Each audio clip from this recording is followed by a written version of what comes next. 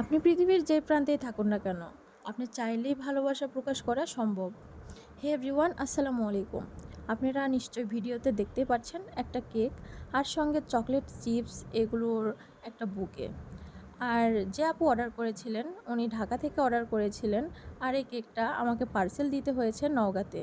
তো যাই হোক, রেফারেন্স পিক হিসাবে যেটা আপু আমাকে দিয়েছিল ওইটা দেখে আমি সেম বানাই।